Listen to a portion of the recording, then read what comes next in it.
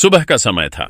सड़क पर लंबा ट्रैफिक जाम लगा हुआ था। उसी जाम के किनारे एक 45 साल की बुजुर्ग महिला अनीता देवी फटे दुपट्टे को संभालते हुए लोगों से मदद मांग रही थी।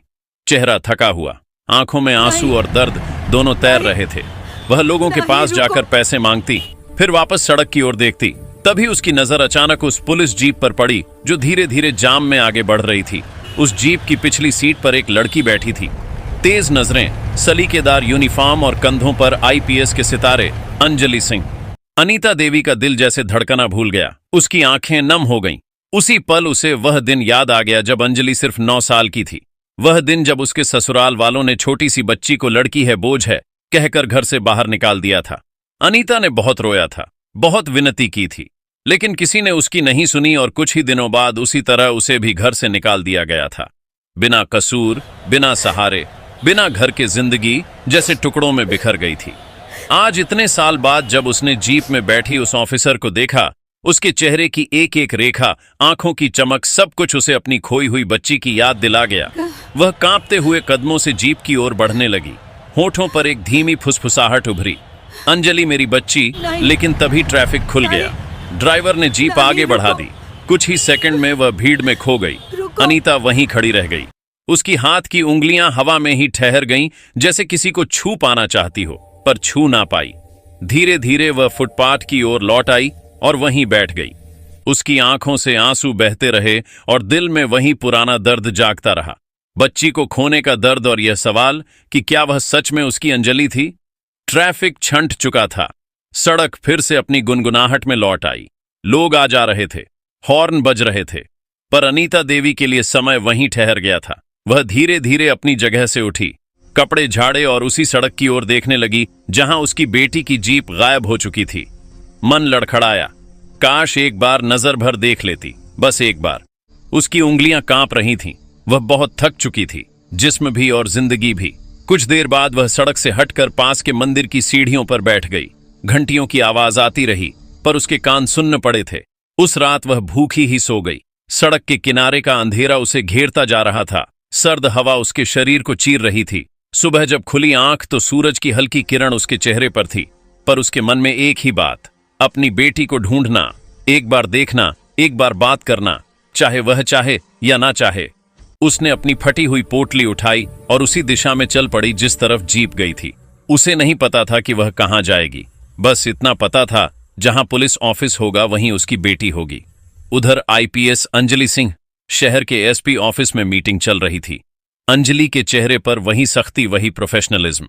मीटिंग खत्म होते ही एक कांस्टेबल बोला, मैडम गाड़ी में आते समय आप कुछ सोच में थी, सब ठीक। अंजलि ने हल्की सांस ली। कुछ नहीं, बस ट्रैफिक में एक बुजुर्ग महिला दिखी थी। पता नहीं क्यों उन्हें देखकर दिल अजीब सा हो गया। वह खुद नहीं समझ पा रही थी कि वह बेचैनी क्यों थी। कभी कभी जिंदगी बिना वजह ही संकेत देती है, पर इंसान समझ नहीं पाता। अंजलि अपने ऑफिस में बैठी ही थी कि दरवाजा खटका। कांस्टेबल फिर आया। मैडम, एक बुजुर्ग महिला बाहर बैठी है, कह रही है कि आपको ही मिलना है। अंजलि ने चौंक कर पूछा, नाम क्या बताया? वो कुछ घबराई हुई थी, बस इतना बोली, मैं अंजलि से मिलना चाहती हूं। अंजलि उठ खड़ी हुई।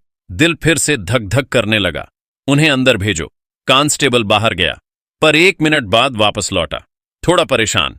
मैडम, वो महिला अचानक भीड़ देखकर डर गई और बाहर ही बैठी रह गई। कहती हैं कि अंदर नहीं आएंगी। अंजलि ने खिड़की से बाहर देखा। भीड़ में एक औरत, झुकी हुई, कमजोर, हाथ कांपते हुए और चेहरे पर एक अजीब दर्द। पर उससे पहले कि वह और कुछ समझ पाए, एक इमरजेंसी केस आ गया। किडनैपिंग का बड़ा मामला था। उसे तुरंत निकलना पड़ा। वह बाहर निकली तो वहीं भीड़ पर बुजुर्ग महिला कहीं नहीं दिखी। वह कार में बैठी, पर मन में एक अनजान खटखटाहट। वो कौन थी? मुझे देखकर क्यों मिलना चाहती थी? दूसरी तरफ अनीता देवी भी दूर से अंजलि को निकलते हुए देख रही थी। वह चाहती तो दौड़कर जा सकती थी, लेकिन पैर जैसे जमीन में धंस गए थे। उसे यकीन नहीं हो रहा था कि 9 साल की वह लड़की, जिसे उसने कभी कंधे पर बैठाकर बाजार घुमाया था, वह आज इतने बड़े शहर की आईपीएस ऑफिसर है। गिल्ट उसकी रग-रग में उतर चुका था। वह ऑफिस के सामने सड़क किनारे बैठ गई। कभी गेट को देखती, कभी उन पुलिस वालों को और कभी खुद को। शाम होते होते गार्ड ने कहा, अम्मा, यह जगह बैठने की नहीं है, आप कहीं और बैठ जाइए। वह उठी और थोड़ा दूर जाकर एक पेड़ के नीचे बैठ गई। उसका पेट भूख से मरोड़े ले रहा था। एक चाय वाले ने दया आकर एक समोसा दे दिया। उसकी आंखों में पानी आ गया। जिंदगी आज भी दया में ही चल रही है और वह वहीं बैठी अपनी बेटी के ऑफिस की ओर देखती रही। अगले दिन सुबह अंजलि ऑफिस पहुंची। वह कांस्टेबल बोला, मैडम, वही बुजुर्ग महिला फिर आई हैं। पूरे रात यहां आसपास ही रही। अंजलि का दिल फिर धड़क उठा। कहां है अभी? फाटक के पास पेड़ के नीचे। अंजलि बाहर गई। लोग इधर उधर खड़े थे, रिक्शे वाले, चाय वाले, सड़क के बच्चे, सब सामान्य। पर पेड़ के नीचे वही महिला सिकुड़ी हुई भूखी आंखों में एक बेचैनी। अंजलि धीरे धीरे आगे बढ़ी। मां जी, आपने मुझसे मिलना चाहा था? अनीता देवी ने ऊपर देखा और उस पल उसकी दुनिया रुक गई। आईपीएस की वर्दी चमकती बैज और वही आंखें जो कभी 9 साल की बच्ची की थीं। उसके होंठ कांपे पर आवाज नहीं निकली। अंजलि ने फिर पूछा, आप कौन? आपको मुझसे क्या काम था? और तभी अनीता देवी का गला भर आया। आंखों से आंसू झरझर निकल पड़े। लोग उन्हें देखकर रुक गए। अंजलि और ज्यादा उलझ गई। मां जी, ठीक है, पानी चाहिए। अनीता कुछ बोल ही नहीं पा रही थी। दिल चीख रहा था पर आवाज बाहर नहीं निकल रही थी। अंजलि ने कांस्टेबल को इशारा किया, इन्हें ऑफिस के अंदर ले चलो, इन्हें कुछ हुआ है। पर अनीता देवी ने सिर हिलाया, ना नहीं, अंदर नहीं, बस बस आपको देखना था। अंजलि चौंक गई। मुझे क्यों? अनीता की आंखें भर आईं। क्योंकि तुम मेरी, उसके शब्द गले में ही अटक गए। किस्मत को जैसे फिर क्रूर मजाक करना था। अचानक से एक और इमरजेंसी आ गई। एक बड़ी छापेमारी की सूचना। एसआरपी फोन पर चिल्ला रहे थे, अंजलि तुरंत रवाना हो जाओ, 15 मिनट में पहुंचना है। अंजलि अनीता की ओर देखती रह गई।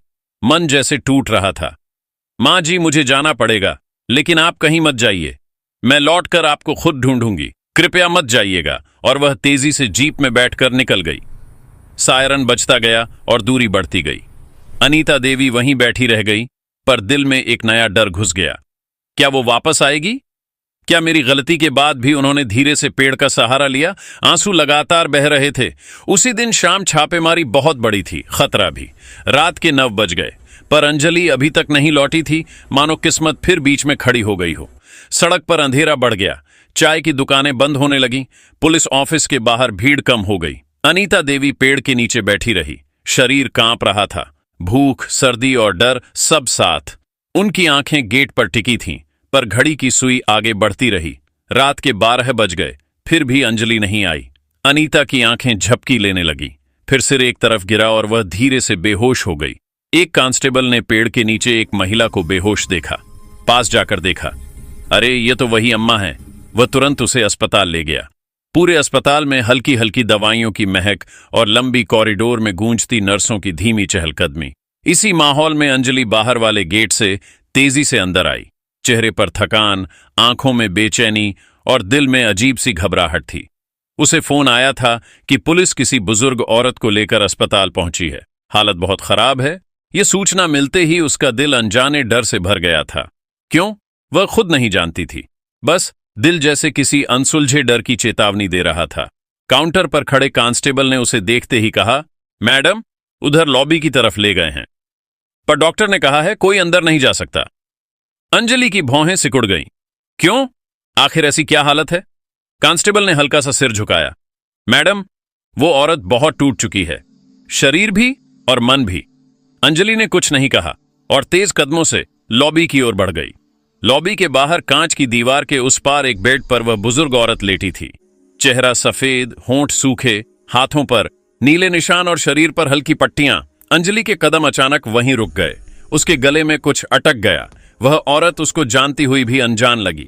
ऐसा लगा जैसे इस औरत और उसकी जिंदगी के बीच कोई अदृश्य धागा है जिसे वह पहचान नहीं पा रही, बस महसूस कर रही है। अंजलि ने दरवाजे की तरफ कदम बढ़ाए ही थे कि अचानक डॉक्टर सामने आ गए। एक्सक्यूज मी, आप अंदर नहीं जा सकती, अंजलि ने हैरानी से कहा। पर मैं ऑफिसर हूं, मैं केस हैंडल कर रही हूं, डॉक्टर ने नरमी से कहा। मैडम, फिलहाल उनका बीपी बहुत लो है, ट्रॉमा भी बहुत ज्यादा है, उन्हें किसी तरह के इमोशनल प्रेशर से दूर रखना जरूरी है। आप उनसे कल बात कर लीजिएगा, अभी नहीं प्लीज। अंजलि कुछ पल चुप रही, फिर शांत आवाज में बोली, ठीक है, मैं बाहर से ही देख लूं। डॉक्टर ने सहमति में सिर हिलाया।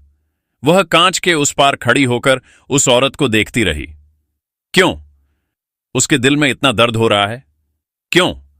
उसे लग रहा है कि वह औरत किसी बहुत गहरी, बहुत पुरानी तकलीफ से गुजरी है और सबसे अजीब क्यों उसे लग रहा है कि उसके अपने दिल का एक हिस्सा उस औरत की सांसों के साथ टूट रहा है। कांस्टेबल पास आकर बोला, मैडम उन्होंने कुछ बोला था पर बहुत टूटे शब्दों में, शायद किसी को पुकार रही थी। मुझे समझ नहीं आया। अंजलि ने बिना नजर हटाए पूछा, क्या बोल रही थी? कांस्टेबल ने हिचकते हुए कहा, लग रहा था किसी बिटिया को पुकार रही हूं, पर साफ नहीं सुन पाया। बिटिया इस शब्द ने अंजलि के दिल पर जैसे किसी ने अदृश्य चाकू चला दिया हो। क्यों? वह खुद नहीं समझ पा रही थी। वह वहीं बैठ गई, कुर्सी पर हाथों को आपस में कसते हुए। उसकी आंखों में अजीब सी नमी भरने लगी थी। उस औरत के बदन पर पड़े घाव उसे अपने अंदर तक चीर रहे थे, जैसे वह किसी ऐसे दर्द को महसूस कर रही है जो उसने कभी जिया ही नहीं, पर फिर भी बहुत अपना लगता है। रात धीरे धीरे आगे बढ़ती रही। नर्सें आती जाती रहीं। डॉक्टर बीच बीच में उसके वाइटल्स देखते रहे, मगर अंजलि वहीं बैठी रही, हर पल हर सेकंड उस औरत को देखते हुए, जैसे कोई अनजानी डोर उसे वहीं बांधे बैठी हो। करीब 12:45 हुए होंगे। उस औरत ने हल्के से करवट बदलने की कोशिश की। दर्द से कराह उठी। अंजलि का दिल हथेली में आ गिरा। वह उठकर फिर दरवाजे तक गई, मगर डॉक्टर ने उसे देखकर फिर सिर हिला दिया। Not now please. अंजलि ने हार मानकर कदम पीछे खींचे, मगर उसकी आंखें वहीं टिकी रहीं। वह धीरे धीरे अपनी कुर्सी पर वापस बैठ गई, मगर उसका दिल वहीं कांच के पार उस औरत की हर सांस के साथ धड़क रहा था, हर दर्द के साथ सहर रहा था। धीरे धीरे रात के सन्नाटे में एक अजीब सी बेचैनी फैल गई। अंजलि ने अपना सिर कुर्सी की बैक पर टिकाया, पर नींद कहां? वो तो जैसे उसके दिल से कोसों दूर चली गई थी। उसकी आंखें बंद हुई तो एक अजीब सी तस्वीर उभरी। एक छोटी बच्ची रोती हुई, किसी के हाथ पकड़ने की कोशिश करती हुई, और सामने एक औरत जो जमीन पर गिरते हुए भी अपनी बच्ची को पुकार रही थी। अंजलि हड़बड़ाकर उठ बैठी।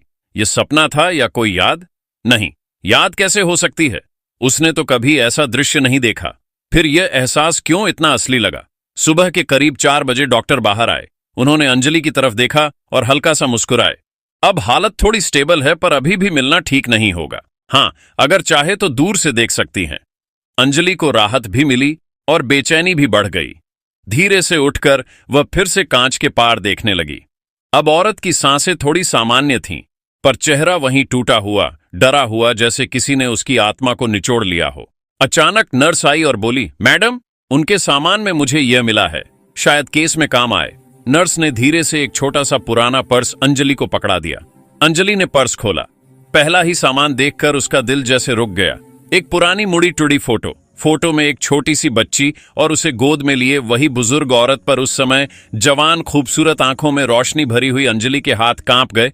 उसने फोटो पलटकर पीछे देखा। पीछे हल्की फीकी स्याही से लिखा था, मेरी अंजलि, मेरी जान। अंजलि की सांस रुक गई, गला सूख गया, शरीर सुन्न पड़ गया। वह फोटो को ऐसे पकड़े रही जैसे वह कांच की नाजुक चीज हो जो टूट जाएगी, या शायद दिल टूट जाएगा। अंजलि, वह शब्द, वही आवाज। अस्पताल के कमरे से धीमी सी पुकार आई। अंजलि जम गई। आवाज फिर आई, अंजलि मेरी बच्ची। अब वह सह नहीं पाई। आंखों से बहते आंसू रोकना असंभव हो गया। दिल में जैसे वर्षों से बंद कोई कुंडी टूट पड़ी हो। वह दरवाजे की ओर तेजी से भागी। डॉक्टर रोकने आए, लेकिन उसने हाथ जोड़कर कहा, प्लीज, बस एक बार 1 मिनट मैं उससे मिलना चाहती हूं। मैं उसे पहचान चुकी हूं। डॉक्टर उसके चेहरे की कंपी और आंखों का भरा समंदर देखकर चुप हो गए। धीरे से दरवाजा खोला। अंजलि अंदर गई। उसकी मां, हां, अब वह औरत कोई अजनबी नहीं थी, वह उसकी मां थी। मां ने उसे देखते ही हाथ उठाने की कोशिश की, पर हाथ हवा में ही कांप कर ठहर गया। अंजलि दौड़कर पास गई, उसके हाथ पकड़ लिए। गर्म, कमजोर, थके हुए हाथ, जिनमें ना जाने कितने सालों की कहानियां छिपी थीं। मां की आंखों से आंसू बहने लगे। तू जिंदा है ना? उनकी टूटी आवाज में सदियों की प्यास थी। अंजलि ने सिर झुकाकर उन हाथों को अपनी आंखों से लगाया। हाँ मां, मैं यहीं हूं, आपके पास। मां रोती हुई बोली, मैंने तुझे नहीं छोड़ा था अंजलि। तुझे मुझसे छीना गया, मुझे मारा गया, घर से निकाला गया। कहा कि मैं मर चुकी हूं, पर मैं हर दिन जिंदा रही, सिर्फ तेरे लिए। अंजलि की रूह कांप गई। किसने? मां, किसने ऐसा किया? मां की आंखों में डर की परतें उभर आई। तेरे पापा के घर वालों ने, उन्हें लगा मैं उनके लायक नहीं। एक गरीब लड़की क्या संभाल पाएगी घर? उन्होंने मुझे बच्ची से दूर कर दिया। जब मैंने रोका तो मारा, बहुत मारा। सालों तक ढूंढती रही, पर कोई नहीं मिला। अंजलि की आंखों से आंसू का बांध टूट गया। उसके हाथ कांपते हुए मां के चेहरे को छूने लगे। मां, मैं आपको ढूंढ नहीं पाई, मुझे लगा मैं अनाथ हूं। आपने मुझे क्यों नहीं बताया? मां ने उसका चेहरा पकड़ लिया। मैंने बताया था मेरी रानी, मेरे पास सबूत भी थे पर उन्होंने छीन लिए। मुझे पागल बताया। मैं दर दर भटकती रही, खाना नहीं, सहारा नहीं, पर तेरी तस्वीर यही मुझे जिंदा रखती रही। उन्होंने अपनी मुट्ठी खोली। अंदर से वही पुरानी बच्ची वाली फोटो निकली जिसे वह बरसों तक सीने से लगाए रही। अंजलि इस बार खुद को संभाल नहीं पाई। वह मां के सीने पर सिर रखकर फूट फूट कर रो पड़ी। कमरे का हर कोना इस मिलन को चुपचाप निहार रहा था। अस्पताल की सफेद दीवारें भी शायद नम हो गई थीं। वक्त भी कुछ पलों के लिए रुक गया था। सालों की जुदाई, सालों का दर्द, सालों की तलाश, सब एक ही पल में पिघल कर बह गया। मां ने धीरे से कहा, अब तू आ गई है ना, अब मुझे कोई डर नहीं। अंजलि ने उनका हाथ चूमते हुए कहा, अब कोई आपको छू भी नहीं सकता मां।